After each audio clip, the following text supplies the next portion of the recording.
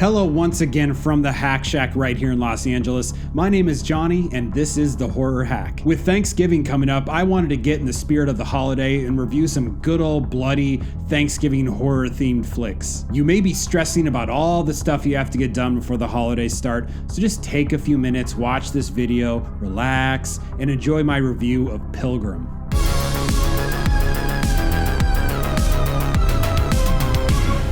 Pilgrim is part of the Into the Dark series, which is on Hulu and produced by the TV branch of Blumhouse. Now, if you haven't seen any of these Into the Dark series, I recommend getting a subscription to Hulu. It's pretty cheap monthly, or just doing like a free trial and checking out some of these Into the Dark episodes. They're pretty cool. Pilgrim is episode 2 of season 2, and the runtime is about an hour and a half. It's written by Marcus Dunstan, who was also a writer on Saw 4, 5, 6, and 7. He also wrote Piranha 3DD.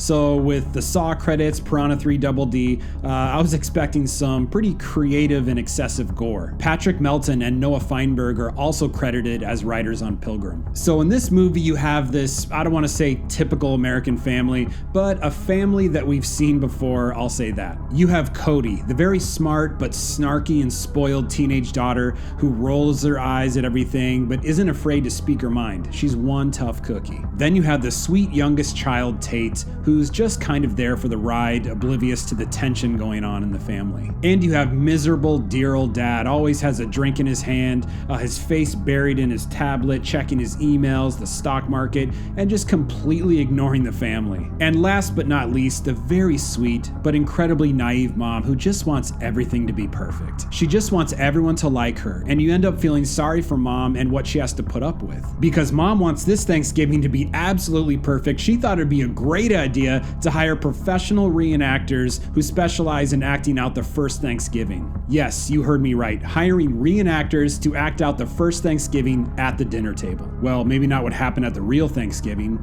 We'll say the happy watered down version that we learned in school. I just thought of this. Remember what happened to the last guy who wanted a perfect holiday and invited unwanted guests? Hallelujah! Holy shit! Where's the Tylenol? Poor Clark Griswold. Back to Pilgrim though. Once again, I feel bad for mom. She's trying, but we all know that bringing reenactors to act out the first Thanksgiving at your dinner table in front of you and your family is lame and embarrassing. It's like if one of your parents decides they're gonna chaperone the junior high dance at your school. Lame and embarrassing. They think it's a great idea and it's cute to watch the kids dance and help out with the snacks, but what they don't know is 13-year-old you is screaming on the inside for them to get the hell out of there. The girl I had a crush on at 13, her mom chaperoned the dance. Thanks a lot, Nancy. How am I supposed to awkwardly sway with your daughter to the theme from Titanic when I got eyeballs on me from across the gymnasium? God. Sorry. Touchy subject. It only happened over 20 years ago. Okay, focus. Back to Pilgrim again. So the reenactors, Ethan and Patience, actually show up a couple days early to the house.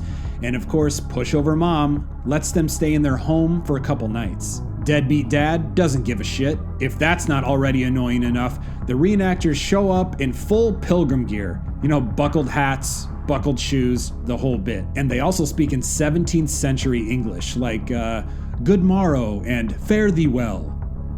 They never break character. I guess there's worse things than having drama nerds speaking old-timey English at your dinner table. No, that's pretty bad. And because I don't want to give any major spoilers away, let's just say Ethan and Patience make themselves at home, gaining the trust of the family, except for our outcast of the group, teenage scowl queen, Cody. Okay, let's get into some things I liked about Pilgrim.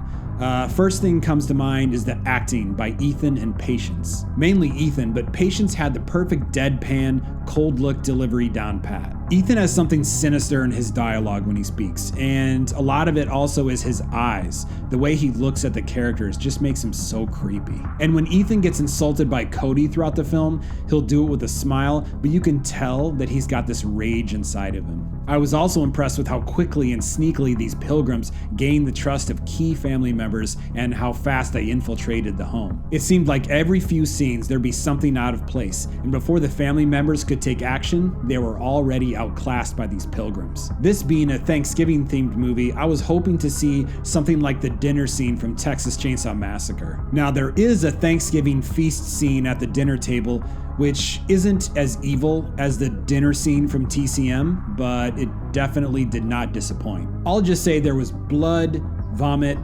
interesting food choices, and a brutal surprise. Speaking of a brutal surprise, I was impressed with a certain torture device the pilgrims built and used on a certain character in their own swimming pool. I guess you'll have to watch Pilgrim to find out what it is. I'll keep you in suspense. Now, there were only a few dislikes I had about this film, and I think that's because I just knew what I was getting into. It's a movie about reenactors taking over a home during Thanksgiving. You get what you pay for. One thing I didn't care for very much was the overuse of the fisheye lens. They went overkill with it in the last 20 to 30 minutes of the film, I'd say. I get that they wanted to showcase these villains as more in your face and creepy by using this fisheye lens, but it's not effective when you constantly use it. I can't film because there's two people outside the hack shack talking about dogs, and it's probably picking up on the mic. Oh, can you please go down the street and talk about dogs so I can film?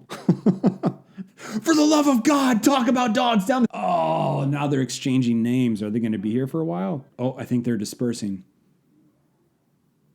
Okay, let's move on. And they kept doing these weird zoom in, zoom out shots that were supposed to be jarring and edgy, but it just came across kind of cheesy and annoying. Sorry. Those shots reminded me of being young in film school, and you just wanted to be artsy and different, so you'd use every single cool camera shot in the book. But it would just end up being a big blurry shit show of a movie, and your excuse to your professor would be, you don't get it. It's art, man. Can you just give me a C+, because I need a C+ to pass this class? Thanks, man. My only other dislike worth mentioning was just how much of a pushover the mom was, and which made it easier for our villains to brainwash the family. Her actions in the movie were very unrealistic of a caring mom. Then again, this movie is about psycho killer reenactors, so I think I can let realism slide here just a little bit. Overall, I'd give Pilgrim a 6 out of 10, and I know that number seems a little bit low for how much I like the movie, but you know what? I enjoyed myself, I was entertained, and I think if that's just all you're looking for, then give it a watch, definitely. Pilgrim had a theme of appreciate what you have, be grateful, and I think that's a good point. Be grateful, because you never know when a group of psychos are going to come and try and take over your dinner table at Thanksgiving and murder you.